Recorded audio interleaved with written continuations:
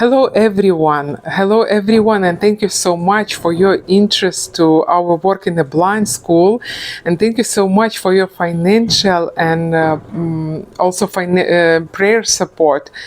And I know that you are asking always just share more about the work, and I know that it's much better once to see than 100 times to listen about. So, and I invite you today to spend one day in blind school. Here we go, home delivery food on the way. This is how our mornings begins.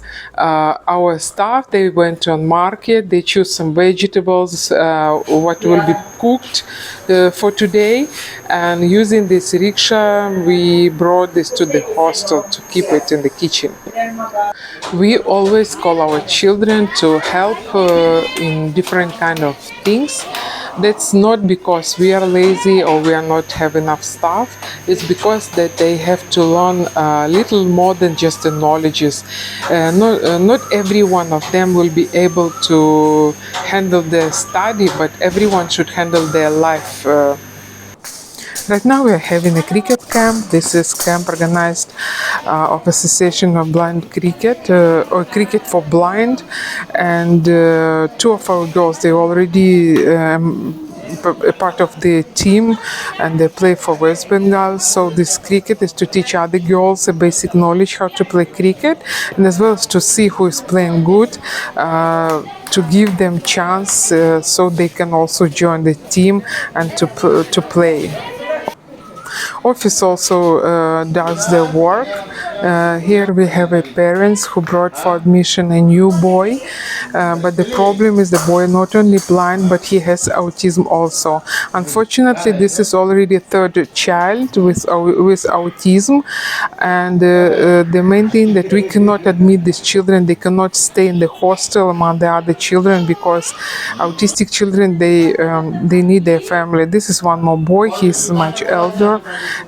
So what we do, we just trying to help them individually. They are coming for personal like classes a few times a week, and we provide for them this opportunity to develop, because and as well as helping parents also to know more about their like special needs. My husband Raj, he is a specialist for the not only for the blind children, but he works also for children with different disabilities. So all this work is very individual. You have to sit with one child only at a time. You cannot make a group because they have very special reaction, behavior, and all these things. So it takes a lot of time, and for us it's really a challenge what to do with these children, how to help them, and we are trying as much as possible to help. So this new boy, he is quite active. He is not afraid of going to our girls to meet them. We are always happy in our family to meet a new family members. Our girls, they're all very friendly. They want to pick him up. They want to know what is his name. So the only problem that he is not talking to anyone. And girls, they can't understand why he is not talking. So that's going on. This is our admission book, and this year we got it two new boys who were admitted, and last year we had 10. So this boy, his name is Sovik. His parents, both of them, they are blind. They are ex-student of our school, and unfortunately, boy, he got the same problem in his vision also. So he got admitted to our school, and my husband, he is asking, "Do you like school?" And he says, "Yes, I like." He's very happy. And this one more cute child. Already learning something. In any case, it doesn't matter what ages they have come first. They all will go to the beginning class to learn the Braille. If they're 6, 7, 12, they will be in the beginning, and they will learn the main thing, what is very important for blind people, the braille. This is how our classes is going on. We always trying to pick the eldest children to involve them to help to youngest one. This is good for them. They're learning to help, and they're good for teacher because, as I said, this is very individual work. You have to come to each and everybody and help to everybody individually. Also, we have few children with multi-disabilities. They are not only blind, but having some mental issues. With these children, we have to concentrate more on developing their social skills than on the studies. As our girls busy with the cricket, so we can go inside the hostel and see how our hostel looks like. This is the biggest dormitory we have. Here our girls stays at the ages from 6 to 14, and they stay here all together. Also, we have one lady who train them and teach them to dress up, to make a bed, and different kind of things. Woohoo! It's a lunch time.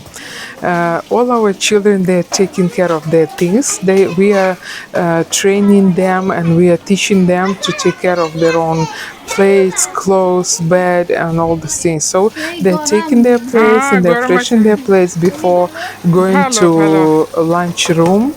Always we are teaching them hygiene, and so they're coming to wash hands also. Not everyone present in the lunchroom right now because our eldest children, they still having their classes. Those who in the college, in the university, they have their own schedule, so they will come back and they will have lunch later. Now it's only the small they will have. Before food, we always giving a prayer to God.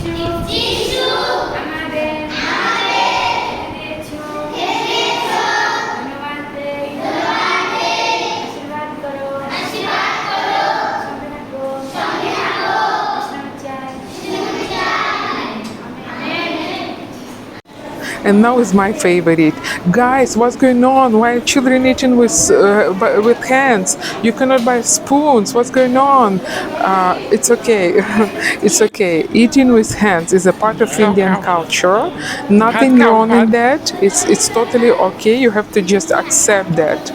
And you have to know that no one of Indians will sit to eat without washing their hands. But you never know was that spoon washed or not, what they serve to you. So it's all right. Don't worry. It's okay. So when the study is done, children, they have a free time. They can play. Now the eldest, they're busy with the cricket. So the smallest one, they can be in the playroom. We have a very good playroom, and it's a special blessing for us and especially for our children, because most of these children at home, they don't have any toys, and most of the children in the tea gardens in the villages, they do play football with some fruits, and they have different like games and things to play with the stones. So here, see who will say that these boys are blind? Who will realize that they are blind? See how they develop in these things. Isn't it a great thing? I'm very much thankful to those friends who came once to invest some money to this playing room, and this is the best thing what we could do for our children, to create this kind of room, so they also can have this childhood. They can play, they can enjoy, and just to be happy. Now, welcome to the museum. I'm joking about our kitchen, that this is museum, because where else you will see the way of cooking like this on the firewood. As I said, we always trying to involve our children to different kind of work, so they have to learn along with this different disciplines they're learning. So they also have to learn doing the cooking, doing kitchen work, and see this girl right in front of you how she's cutting potato, and you know she's totally blind, she cannot see anything, but see how amazing she does her work.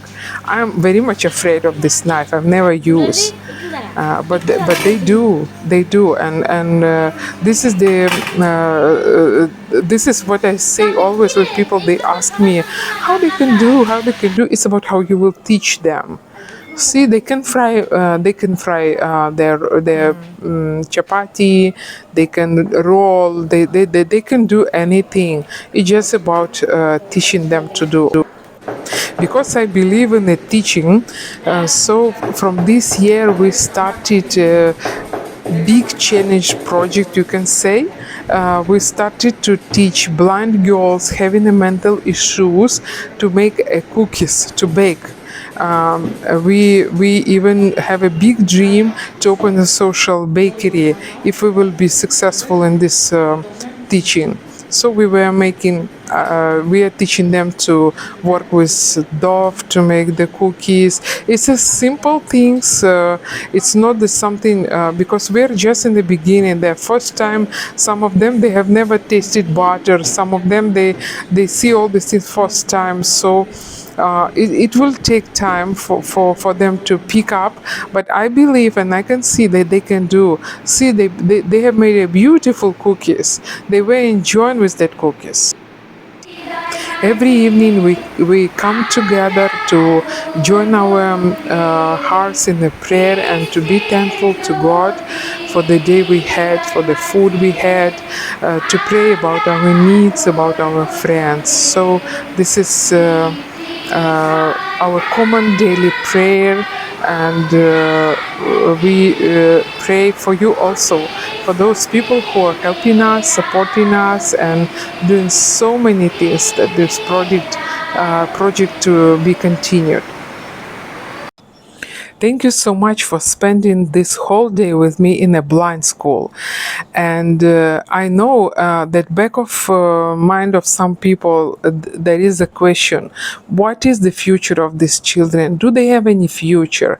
So I want to say, and I want to tell you, yes, they do have. We are trying to help and to find the support to each and everybody of our kids, like who is very good in study. We are trying to provide them everything what is possible to send them to college, to send them to the university to study, to get the education. Who are not so brilliant in the study, we are finding for them the places where they can get this vocational training and to get a job, to work with their own hands. Do they have a future? They do have. We have ex-students who is working as a physiotherapist in the hospitals, who are working as a teachers in the big schools, who are working in different companies as a telephone operators, in the bank, and many other places. So it's always depend on their own possibilities and our support, what we can provide for them. And you know, we are here together with you guys who are supporting us, helping us, praying for us. We all together doing this great job, changing the future for these children, because there would never be any chance for them if they will not come to us. The only future what they would have is a begging in the market. So I'm very much thankful for all of you, for your kind support, for your financial support, for your prayers. Thank you so much, and you can contact us if you have any other questions.